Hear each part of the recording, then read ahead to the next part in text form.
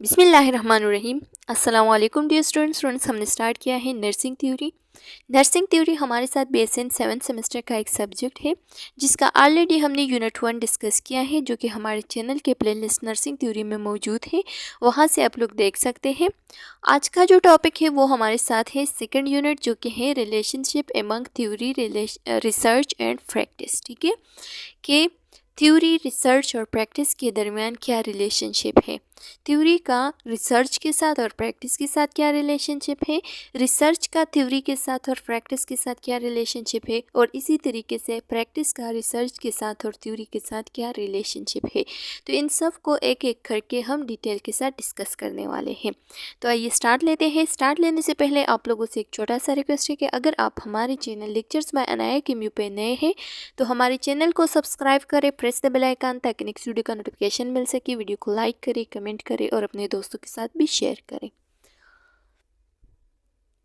अच्छा स्टूडेंट्स, लिखा गया है ऑब्जेक्टिव्स। ऑब्जेक्टिव्स क्या क्या है, यानी इस यूनिट में हम क्या क्या पढ़ने वाले हैं। By the end of the session the learner will be able to describe relationship between theory and research. Theory और रिसर्च के बीच में क्या रिलेशनशिप है, इसको डिस्कस करेंगे। फिर इसके बाद डिस्कस करेंगे कि थ्योरी और प्रैक्टिस के दरमियान क्या रिलेशनशिप है, और लास्ट में हम डिस्कस करेंगे कि रिसर्च एंड प्रैक्टिस के दरमियान क्या रिलेशनशिप है। ठीक है, इसका जो लास्ट ऑब्जेक्टिव होगा इस यूनिट का वो होगा डिस्कस थ्योरेटिकल फ्रेमवर्क। कुछ थ्योरेटिकल फ्रेमवर्क्स है जिसमें सारी थ्योरीज को क्या किया है, अपने अपने जो फ्रेमवर्क है, जो स्ट्रक्चर है उसमें दिए गए हैं। ठीक है, तो उसमें हम पढ़ेंगे। अच्छा, लिखा गया है कि इंट्रोडक्शन। अच्छा स्टूडेंट्स, लिखा गया है कि many nurses lake a true understanding of the inter relationship among theory, research and practice. कि ज़्यादातर नर्सेज को पता ही नहीं होता, उसको अंडरस्टैंड ही नहीं कर पाते कि थ्योरी, रिसर्च और प्रैक्टिस के दरमियान क्या रिलेशनशिप है। जबकि ये हमारे नर्सिंग के लिए, नर्सिंग प्रैक्टिस के लिए बहुत ज़्यादा इंपॉर्टेंट है, क्योंकि जब भी हमारे प्रैक्टिस में एडवांसमेंट आती है तो वो पेशेंट की बेहतरी के लिए है आती है। ठीक है, एक अच्छी तरीके का केयर जो है ना वो हम फिर प्रोवाइड कर सकते हैं अपने पेशेंट को। तो ये जो इम्प्रूवमेंट आना, ये जो एडवांसमेंट आना है, इसको समझना बहुत ज़रूरी है। जितना भी इवॉल्वेशन आता है तो उसको समझना बहुत ज़रूरी है, जबकि ज़्यादातर नर्सेज को इसका नॉलेज ही नहीं होता। तो ये चीज़ जो है ना इसको हटाना बहुत ज़रूरी है। And it's important to the continuing development in nursing is a profession. ठीक है, कि नर्सिंग प्रोफेशन में जो एडवांसमेंट और जो डेवलपमेंट आ रही है तो उसको समझना बहुत ज़्यादा ज़रूरी है नर्सिंग फील्ड में। ठीक है, as early as the 1970s, nursing scholars commented on the relationship among theory, research and practice। ठीक है, और फिर क्या हो गया कि 1970 में जो नर्सिंग स्कॉलर्स थे, ठीक है, तो उसने बात शुरू कर दी कि थ्योरी क्या है, रिसर्च क्या है, प्रैक्टिस क्या है, और इन तीनों के दरमियान क्या क्या रिलेशनशिप है। ठीक है, जो कि अभी हम पढ़ने वाले हैं। नर्सिंग लीडर्स आर्क दैट, और नर्सिंग लीडर ने किस चीज़ पे जोर दिया कि nursing research can be combined with theory. अगर थ्योरी हमारे साथ है तो इसका मतलब ये है कि कुछ ना कुछ रिसर्च हुआ है। अगर रिसर्च नहीं हुआ है तो थ्योरी नहीं प्रेजेंट हो सकती। ठीक है, और अगर रिसर्च हुआ है तो इसका मतलब ये है कि कुछ ना कुछ प्रैक्टिस भी किया गया होगा।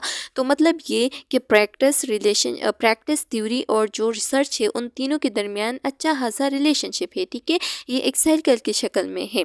जब हमारे साथ रिसर्च होता है तो वो किसी प्रैक्टिस के बेस पे होता है, और उसी प्रैक्टिस के बेस पर हम थ्योरी लिखते हैं। ठीक है, अगर रिसर्च नहीं हुआ है तो थ्योरी नहीं होगी और प्रैक्टिस भी नहीं होगा। ठीक है, तो जब भी हम किसी तरीके को अप्लाई करते हैं जो कि हम अपने जहन से लेते हैं, ठीक है, या किसी और जगह पे देखते हैं जो कि एक प्रॉब्लम का सलूशन होता है, आसान तरीका होता है। ठीक है, तो उसको जब हम थ्योरी में लाते हैं तो उस पर हम पहले प्रैक्टिस करते हैं। ठीक है, उस पर रिसर्च करते हैं, प्रैक्टिस करते हैं, फिर उसको थ्योरी में लाते हैं। ऐसा नहीं है कि अपने जहन से उठाई गई बात को डायरेक्टली हम रिसर्च में डालते हैं या थ्योरी में डालते हैं, बल्कि उस पर अच्छा खासा रिसर्च कर देते हैं, प्रैक्टिस कर देते हैं, फिर उसके बाद जो है ना उस पर थ्योरी लिखी जाती है।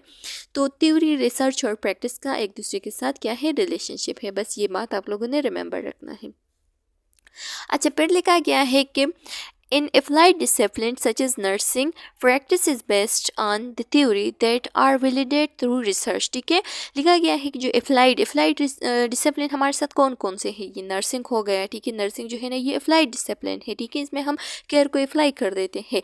तो इसमें क्या होती है, इसमें लिखा गया है कि जब हम प्रैक्टिस करते हैं, ठीक है, तो इस प्रैक्टिस को हम रिसर्च के थ्रू जो है ना क्या कर सकते हैं, वैलिडेट कर सकते हैं, ठीक है, इस प्रैक्टिस को हम अच्छा बनाते हैं, एडवांसमेंट इसमें लाते हैं रिसर्च के ज़रिए से। जब हम रिसर्च करेंगे तो फिर थ्योरी में एडवांसमेंट आती है, जब थ्योरी में एडवांसमेंट आती है तो उस थ्योरी के ज़रिए से हम प्रैक्टिस को अप्लाई कर देते हैं। जैसे कि फॉर एग्जांपल कोई कैथेटराइजेशन करते हैं, ठीक है, कैथेटराइजेशन का तरीका जो है ना वो किसी को भी पहले बार जो है ना नहीं आता। पहले क्या करता है, वो थ्योरी को पढ़ता है। वो थ्योरी कहाँ से आई है, वो रिसर्च से आई है, ठीक है। अगर रिसर्च में अब इम्प्रूवमेंट आ गया है, थ्योरी को इम्प्रूव किया है, तो इसका मतलब ये है कि अच्छी तरीके से अभी जो न्यू टेक्निक्स आए हैं उस तरीके से क्या करेगा, कैथेटराइजेशन का तरीका वो सीखेगा और प्रैक्टिस करेगा उस पर, ठीक है, और फिर वो सीखेगा भी। तो ये चीज़ जो है ना ये क्या है, ये अप्लाइड जितनी भी डिसिप्लिन्स है तो उसमें प्रैक्टिस जो है ना वो रिसर्च के थ्रू जो है ना वैलिडेट और उसमें एडवांसमेंट आती है, ठीक है, इंप्रूवमेंट जो है ना सब कुछ रिसर्च के थ्रू आती है। This theory research and practice effect each other. तो इसका मतलब ये हो गया कि थ्योरी, रिसर्च और जो प्रैक्टिस है वो एक दूसरे को इफेक्ट करती है, ठीक है। अगर एक में चेंजेस आती है तो दूसरे में भी चेंजेस आती है, अगर एक में नहीं आती चेंजेस तो दूसरा भी वही सेम रहता है, ठीक है। और ये हमारे साथ एक रेसिप्रोकल, साइक्लिक एंड इंटरैक्टिव वे होता है, ठीक है।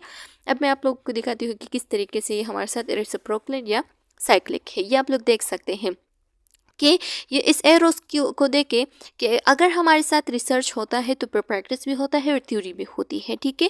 जैसे कि मैंने आप लोगों को बताया ना कि कैथेटराइजेशन का तरीका है, ठीक है, तो उसको हम देखते हैं, ठीक है, और किसी ने आसान तरीके से उसको अप्लाई किया, ठीक है, और ऐसा तरीका था जो कि पेनलेस भी था, पेशेंट को नुकसान भी नहीं पहुंचा, ठीक है, और कैथेटराइजेशन भी अच्छी तरीके से हो गया। तो फिर हम सोचते हैं कि ये तरीका अच्छा है, इसको हम थ्योरी में क्यों नहीं लाते, ठीक है, इस पर हम रिसर्च क्यों नहीं करते, इसमें हम क्यों अपने प्रैक्टिस में नहीं लाते, ठीक है।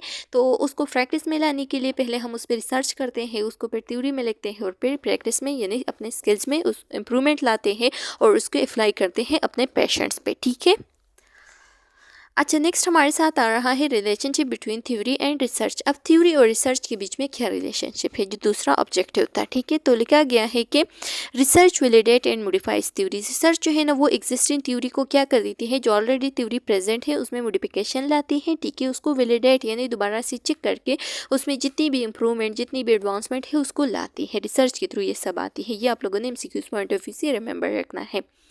In nursing theories stimulate nursing scientist to explore significant problem in the field of nursing.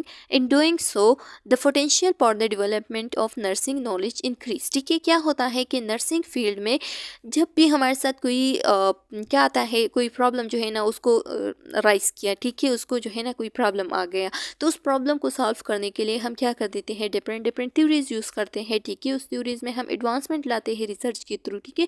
और जब रिसर्च के थ्रू एडवांसमेंट और डेवलपमेंट आती है तो इसका मतलब यह है कि नर्सिंग नॉलेज भी इंक्रीज हो गया।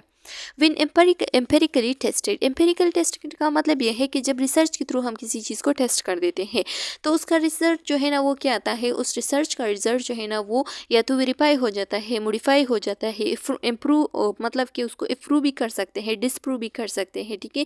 उसको हम थ्योरेटिकल प्रोपोजिशन के ज़रिए से सपोर्ट भी कर सकते हैं। तो उसका जो रिज़ल्ट है वो डिफरेंट टाइप में आ सकता है, वेरिफिकेशन, मॉडिफाइंग या डिसप्रूव फॉर्म में भी आ सकता है, ठीक है। ये आप लोगों ने रिमेंबर रखना है।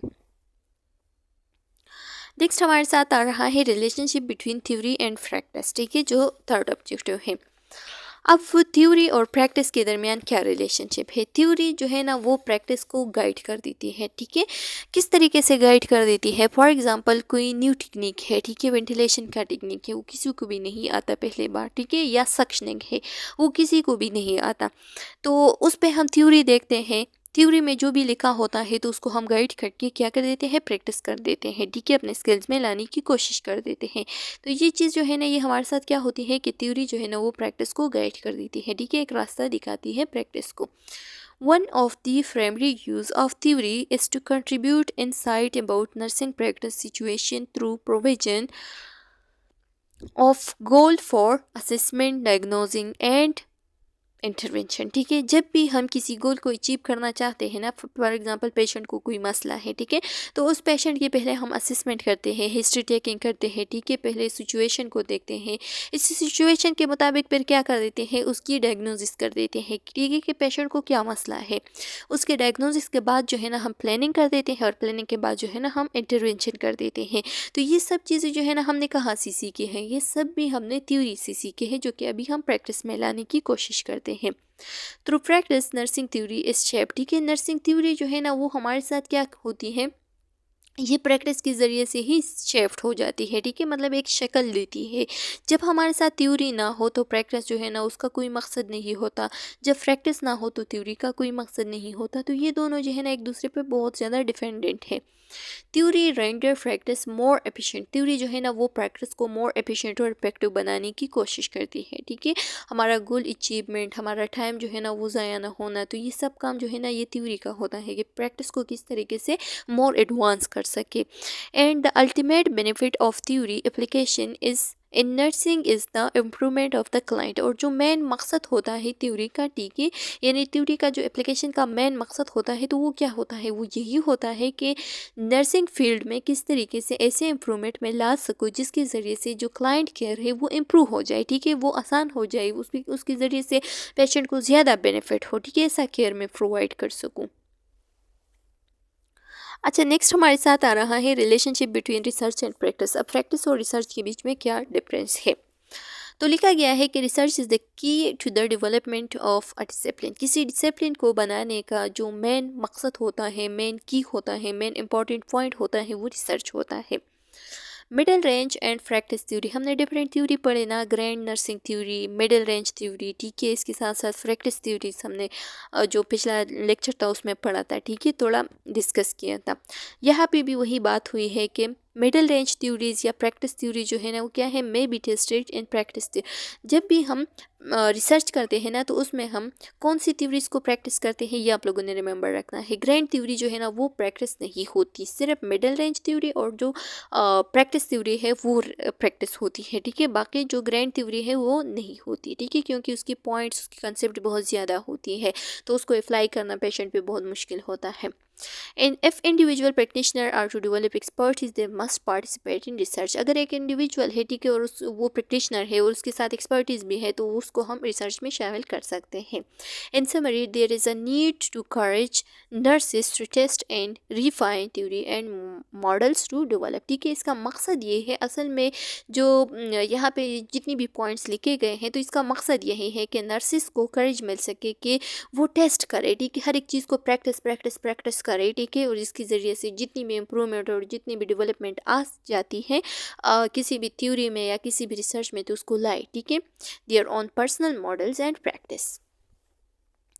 नेक्स्ट हमारे साथ जो लास्ट ऑब्जेक्टिव है वो है थ्योरेटिकल फ्रेमवर्क एंड नर्सिंग। अब थ्योरेटिकल फ्रेमवर्क क्या है नर्सिंग में, लिखा गया है कि theoretical framework is nursing provide a structure to that guide and inform research practice and education. ठीक है, कि हमारे साथ एक थ्योरेटिकल प्रैक्टिस जो फ्रेमवर्क होता है, ये एक ऐसा स्ट्रक्चर प्रोवाइड करता है किस चीज़ को, नर्सिंग को, जो कि हमारे साथ गाइड कर देती है किस चीज़ को, रिसर्च को, प्रैक्टिस को और एजुकेशन को। ठीक है, इन तीनों को कौन गाइड कर देती है, ये थ्योरेटिकल फ्रेमवर्क ही, क्योंकि थ्योरेटिकल फ्रेमवर्क असल में स्ट्रक्चर देता है नर्सिंग को। ठीक है, it serve as a foundation for understanding, analysing and interpreting nursing phenomena. ये असल में कैटेगराइजेशन कर देती है जिसके ज़रिए से हमें जल्दी समझ आ जाती है कि ये असल में किस चीज़ के पाम है, किस चीज़ का कंपोनेंट है, ठीक है, किस चीज़ का एलिमेंट है। तो इस सब का समझना जो है ना ये थ्योरेटिकल फ्रेमवर्क के ज़रिए से हम कर लेते हैं। Theoretical framework help nurses conceptualise their work. ठीक है, जो असल वर्क नर्सिस का क्या है, तो ये चीज़ जो है ना ये हमें थ्योरेटिकल फ्रेमवर्क के ज़रिए से ही समझ आती है कि नर्सिंग क्या है, नर्सिंग का असल मकसद क्या है, नर्सिंग में हम किस तरीके से एडवांसमेंट ला सकते हैं, हमारा प्रोफेशन क्या है। ठीक है, नर्सिंग एक प्रोफेशन है कि नहीं, तो ये सब समझना जो है ना ये हम थ्योरेटिकल फ्रेमवर्क के ज़रिए से ही कर सकते हैं। नेक्स्ट हमारे साथ आ रहा है नर्सिंग मेटा पैराडाइम। ये हमने ऑलरेडी भी डिस्कस किया था कि नर्सिंग जो मेटा पैराडाइम है उसके 4 कंपोनेंट है, मेन 4 कंपोनेंट है। ठीक है, PEHN के बारे में मैंने आप लोगों को बताया था ना कि P से पर्सन हो गया। ठीक है, ये MCQ पॉइंट ऑफ व्यू से मैंने ये भी बताया था कि इम्पॉर्टेंट है। पर्सन कौन है, जो जिसको हम केयर प्रोवाइड करते हैं, ठीक है। जो केयर रिसीव करता है तो वो पर्सन हो गया। जिस सराउंडिंग में, जिस इन्वायरमेंट में हम नर्सिंग केयर प्रोवाइड करते हैं तो वो हमारे साथ इन्वायरमेंट हो गया। हेल्थ क्या है? हेल्थ मतलब जो वेलबींग है, ठीक है, कि इंसान का जो नर्सिंग गोल है वो अचीव हो रहा है, वो वेलबींग की तरफ जा रहा है, ये हेल्थ हो गया। और नर्सिंग जो है ना, ये असल में रोल है, एक्शन है, रिस्पॉन्सिबिलिटी है, ठीक है। तो ये नर्सिंग हो गया। नेक्स्ट हमारे साथ आ रहा है ग्रैंड नर्सिंग थ्योरीज। अब ये सब जो है ना, ये थ्योरेटिकल फ्रेमवर्क में आते हैं, ठीक है, ये रिमेंबर रखना है। तो ग्रैंड नर्सिंग थ्योरी में मैंने आप लोगों को बताया था कि एक हमारे साथ जो फ्लोरेंस नाइटिंगेल की जो एनवायरमेंटल थ्योरी है, ठीक है, वो आती है, क्योंकि इसकी भी जो कंसेप्ट है वो बहुत ज़्यादा है। ये हम 3rd यूनिट में डिस्कस करेंगे डिटेल के साथ कि क्या क्या है उसमें, ठीक है। अच्छा, ये जो है ना, ये असल में जोर देती है किस चीज़ पे? Emphasise the effect of the environment on health and wellbeing, ठीक है। हेल्थ और वेलबींग पे ये ज़्यादातर जोर देती है कि किस तरीके से हम अपने इन्वायरमेंट में इम्प्रूवमेंट ला सके, जिसकी वजह से हमारा हेल्थ जो है ना वो बहुत ज़्यादा अच्छा हो जाए। दूसरी जो थ्योरी है, ग्रैंड थ्योरी, वो है हेडरगर्ड फेफलो इंटरपर्सनल रिलेशन थ्योरी, ठीक है। ये जो थ्योरी है, ये भी असल में नर्स और पेशेंट के दरमियान जो रिलेशनशिप है, ठीक है, जो थेरेपेटिक प्रोसेस ऑफ नर्सिंग है, उस पर ये फोकस करती है, ठीक है, कि नर्स और पेशेंट का रिलेशनशिप किस तरीके का होना चाहिए, एम्पैथी सिंपैथी वगैरह होनी चाहिए कि नहीं, ठीक है। तो इसकी भी अपनी कंसेप्ट है, इसको भी डिस्कस करेंगे। और जो नेक्स्ट थ्योरी है वो है वर्जीनिया हेडरसन थ्योरी। तो ये भी नीट थ्योरी है, ठीक है। ये जो है ना, असल में फोकस कर देती है किस तरीके का एक ह्यूमन बीइंग का हम किस तरीके से उसकी नीड्स को पूरा कर सकेंगे, ठीक है। उसकी पूरी नीड्स जो है ना उसे किस तरीके से मिलने चाहिए। तो इसके भी 14 पॉइंट्स है, इसको भी हम डिस्कस करेंगे। एक दूसरी थ्योरी है अब्दुल्ला की, ठीक है, जो कि 21 पॉइंट्स पे मुश्तमिल है। तो ये जितनी भी ग्रैंड थ्योरी है ना, ये असल में रिसर्च के लिए एप्लीकेबल नहीं है, ठीक है, क्योंकि इसकी कंसेप्ट बहुत ज़्यादा होती है, तो इसको हम एप्लीकेबल नहीं कर सकते फिर रिसर्च के लिए। अच्छा, नेक्स्ट हमारे साथ जो फ्रेमवर्क में आ रहा है वो है middle range nursing theory. Middle range nursing theory में कौन कौन से आते हैं? Imogene King's theory of goal attainment है, ठीक है। ये क्या कहती है कि explore how nurses and patient interact to achieve mutually agreed upon goals, ठीक है, कि किस तरीके से नर्सेज और पेशेंट जो है ना वो एक दूसरे के साथ इंटरेक्शन करके अपने जो मतलब जो क्लाइंट केयर है वो पूरा करना, ठीक है, उसकी जितनी भी गोल्स है उसको कंप्लीट करना, उसके साथ जो है ना पेशेंट का एग्री होना, ये किस तरीके से होता है, ठीक है। तो ये थ्योरी हमें ये बताती है।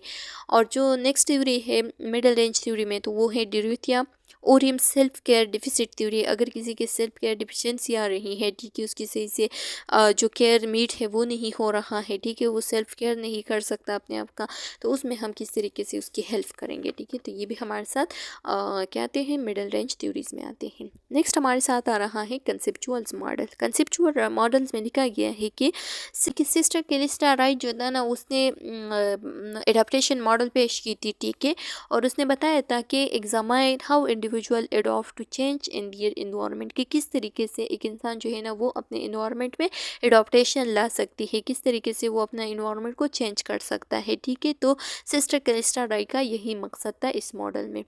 दूसरा जो मॉडल है वो हमारे साथ है न्यूमन्स हेल्थ केयर सिस्टम मॉडल है, और ये किस चीज़ पे फोकस देती है? स्ट्रेस पे, ठीक है, कि अगर कोई इन्वायरमेंट है उसमें स्ट्रेसर ज़्यादा है, स्ट्रेस ज़्यादा है, ठीक है, तो हम पेशेंट को किस तरीके से सिखाएंगे कि वो इस स्ट्रेस के साथ कोप कर सके, ठीक है, वो अपने स्ट्रेस मैनेजमेंट कर सके, ठीक है। जैसे कि फॉर एग्जांपल एक पेशेंट है और इसकी सडनली जो है ना किडनी फेलियर हो गई, ठीक है, एक्यूट किडनी फेलियर हो गई, और डायरेक्टली उसको डायलिसिस की तरफ हमने ले चला। तो अब ये जो डायलिसिस करना, ये जो किडनी फेलियर वगैरह है, ये उसके लिए बहुत स्ट्रेसर होता है, क्योंकि वो सडनली चेंजेस आ गए, ठीक है, उसकी हेल्थ में। तो ये चीज़ें जो है ना ये बहुत स्ट्रेसफुल होती है। तो हम इस दौरान पेशेंट को सिखाते हैं कि किस तरीके से वो स्ट्रेस के साथ कोप कर सकेंगे और किस तरीके से अपने स्ट्रेस को मैनेज कर सकेंगे। नेक्स्ट हमारे साथ जो हमने कल्चर हेल्थ में पढ़ा था ट्रांस कल्चर नर्सिंग थ्योरी, ठीक है, तो वो आ रही है, वो हमारे साथ पेश किया था मेडिलिन लिनिंगर कल्चर केयर थ्योरी, ठीक है, और इसने फोकस दिया था किस चीज़ पे कि पेशेंट का जो कल्चर है उसको समझना बहुत ज़रूरी है, क्योंकि कल्चर जो है ना वो मेन चीज़ होती है जो कि हमारी केयर में क्या ला सकती है? डिफिशिएंसी भी ला सकती है, ठीक है, और केयर को इफ़ेक्ट भी कर सकता है। तो ये किस तरीके से इफ़ेक्ट कर सकता है, ये आप लोगों का होमवर्क हो गया, ये आप लोग कमेंट सेक्शन में बताएंगे, ठीक है। अच्छा, यहाँ पे ये सारी समरी है, लिखा गया है कि it's important to note that nurses may be draw for multiple theories and framework to to inform their practice depending on the context and specific need for of the patient population. Additionally, nursing theory continue to evolve as the profession responds to new challenge and research finding. ठीक है, ये easy है। ये summarization हो गई। ठीक है, further आप लोग भी समराइजेशन कर ले। अगर कोई क्वेश्चन कम्प्लिकेशन है तो फिर आप लोग कमेंट सेक्शन में पूछ सकते हैं। नेक्स्ट में मिलते हैं। Thank you so much. अल्लाह हाफिज़।